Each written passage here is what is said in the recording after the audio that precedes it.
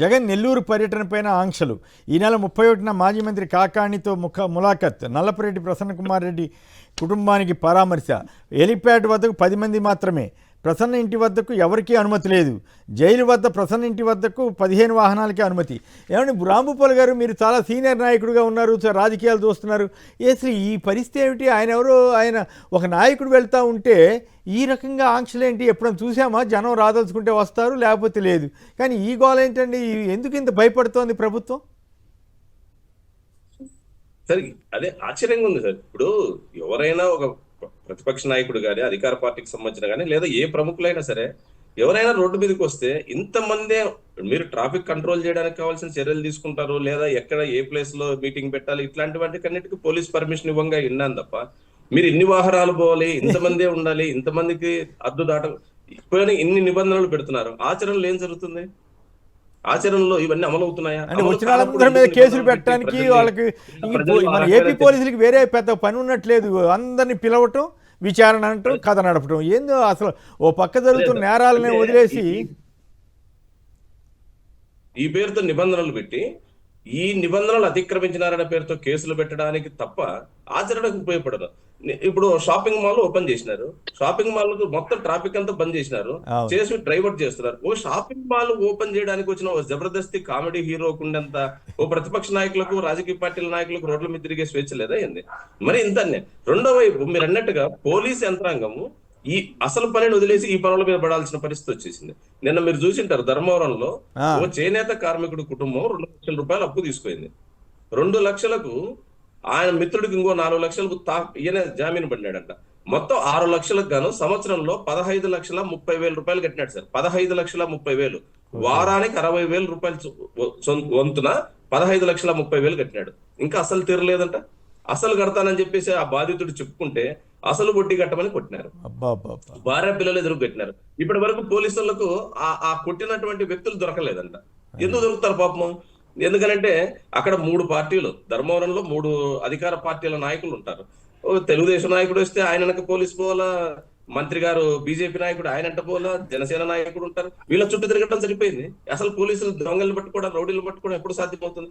అందుకనే ఈ నిబంధనల పేరుతో లా అండ్ ఆర్డర్ ఎట్లా ఇన్బ్యాలెన్స్ అవుతుంది. అనేక మంది అమ్మాయిల మీద అత్యాచారాలు, అనేక సంఘటనలు మనం చూస్తున్నాం.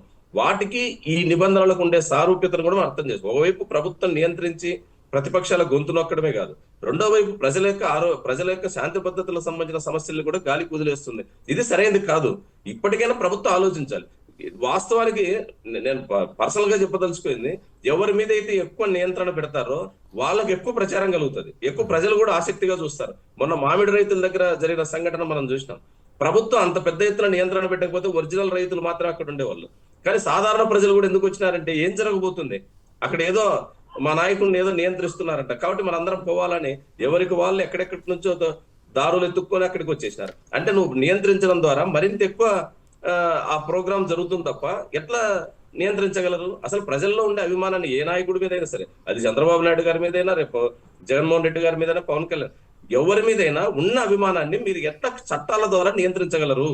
అట్లా నియంత్రించాలనుకోవడం సరైనదా? అట్లా నియంత్రించడం వల్ల వచ్చే ఫలితం అంటే కానీ చిత్రం ఏంటంటే, మీరు గమనించే ఉంటారు, ఆయన పవన్ కళ్యాణ్ గారు చెప్పటం, అక్కడికి వెళ్ళినప్పుడు కారు మీద కూర్చుని వెళ్తే కారు మీద కూర్చోవడం, జనంతో కాకుండా సార్ కొంచెం జాగ్రత్తగా నడవడం అనే పోలీసులు చెబుతామని బతిమిలాడినట్టు చెప్పిన పోలీసులు ఇప్పుడు ఇంత కఠినంగా, కఠోరంగా ఎట్లా మారిపోతున్నారు? ఈ నోటీసులు ఇవ్వటువంటి అంతా మొత్తం ప్రభుత్వం పైనుంచి వచ్చే ఒత్తిడే కారణం అంటారా?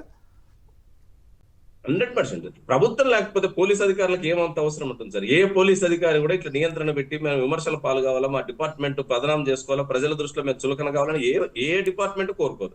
అందులో పోలీసు అసలు కోరుకోదు. ఎందుకంటే సహజంగా పోలీసుల పట్ల ప్రజల్లో భిన్నాభిప్రాయాలు ఉంటాయి. అందుకని సహజంగా కోరు. కానీ ప్రభుత్వం ఇంత పెద్ద నియంత్రణ చేయడంలో ఉద్దేశం ఒకటి, కేసులు పెట్టడానికి ఇది ఒక మార్గంగా చూస్తున్నట్టుగా ఈ రోజు కనపడుతుంది. సార్ రాంభూపాల్ గారు, ఒక్క నిమిషం ఒక చిన్న పాయింట్ అండి. పోలీస్ వ్యవస్థ ఎంతలా పనిచేస్తుంది అన్నదానికి ఒక చిన్న ఉదాహరణ చెప్తాను సార్. మాది నెల్లూరు జిల్లా ఉదయగిరి నియోజకవర్గం సార్, సీతారాంపురం మండలం, మా సొంత మండలం సార్. నిన్న మా ఊరు నుంచి ఒక ఫోన్ వచ్చింది సార్. ఏంట్రా అంటే, సార్ జనసేన పార్టీ ఆఫీస్ కి ఒక వ్యాపారం చేసుకునే వ్యక్తి వాళ్ళ షట్టర్ ని ఆఫీస్ కి ఇచ్చారు సార్. ఇచ్చిన తర్వాత ఆ ఆఫీస్ కి అద్దె చెల్లించాలి కదా, అద్దె చెల్లించలేదు, తాళాలు ఇవ్వలేదు. ఓరు మొన్న అడిగితే తాళాలన్నా ఇవ్వండి అయ్యా అంటే దౌర్జన్యంగా అతని మీద చేయి చేసుకొని కొట్టి సార్ తిరిగి మళ్ళీ అతని మీదనే కేసు పెట్టారు సార్. కేసు పెట్టి పాపం మళ్ళీ ఎస్పీ ఆఫీస్కి వెళ్ళి నిన్న స్పందనలో కంప్లైంట్ ఇచ్చారు సార్. కానీ ఆంధ్రజ్యోతిలో ఏమని వేస్తారో తెలుసా సార్? జన సైనికులపై వైసీపీ మూకల దాడి అని వేస్తారు సార్. మురికి ఇంత వార్తలు దారుణం. అసలు మురికి వార్తలు నిజంగా- రాయకపోతే వాళ్ళు ఆ మీడియా ఎందుకు అవుతారు? ఇప్పుడు ధర్మంగా రాస్తే తప్పు కాదు. అసలు నిజంగా మనస్సాక్షి ఉందా సార్? పాపం సార్, ఆయన అద్దె డబ్బులతో బతికే వాళ్ళు వాళ్ళ షాపును తీసుకొని జనసేన పార్టీ కార్యాలయానికి డబ్బు రైట్ చెల్లించలేకపోతే తాళాలు ఇచ్చేయాలి, రైట్ చెల్లించలేమని చెప్పొచ్చు. అట్లాగా ఇప్పుడు దీని గురించి కూడా చెప్పండి. మరి జగన్ గారు టూర్ మీద ఇన్ని ఆంక్షలు పెట్టారు కదా, ఎట్లా ఎదుర్కోబోతున్నారు? సార్ ప్రపంచంలో చరిత్ర మొత్తం చూసాం సార్. మనం మితిమీరిన ఏదైతే నియంత ధోరణి, మితిమీరినటువంటి అనగదొక్కడం నుంచే విప్లవం స్టార్ట్ అవుతుంది సార్, ప్రజా విప్లవం. సార్ జగన్మోహన్ రెడ్డి గారి విషయం లేదు సార్. జగన్మోహన్ రెడ్డి గారు నల్లపురెడ్డి ప్రసన్న కుమార్ రెడ్డి గారి ఇంటి దగ్గరికి వెళ్ళాలండి సార్. వెళ్ళొచ్చంటే తప్పలేదు సార్. కానీ జగన్మోహన్ రెడ్డి గారితో ఒక్కరు కూడా వెళ్ళకూడదు సార్. సార్ ఆయన ఏమన్నా ప్రజానాయకుడు అనుకుంటున్నారా, లేకపోతే కల్పిత నాయకుడు అనుకుంటున్నారా? రైట్ ఆయన జనంలోంచి పుట్టిన నేత, సో చూడాలి మరి. జననేత, ప్రజానాయకుడు. రైట్ బయటికి వస్తే జనం, ఆ జనాన్ని ఎట్లా ఆపుతారు? జగన్మోహన్ రెడ్డి గారిని ఆపగలరు, జగన్మోహన్ రెడ్డి గారి చుట్టూ ఉన్న నాయకులను ఆపగలరు. Right. కానీ జగన్మోహన్ రెడ్డి గారి కోసం నడుం బిగించి ప్రాణాలు సైతం అర్పించడానికి సిద్ధంగా ఉన్న జనాన్ని ఎట్లా ఆపుతారు ఈ పోలీసులు అని చెప్పి నేను మీ ద్వారా ప్రశ్నిస్తున్నాను సార్. రైట్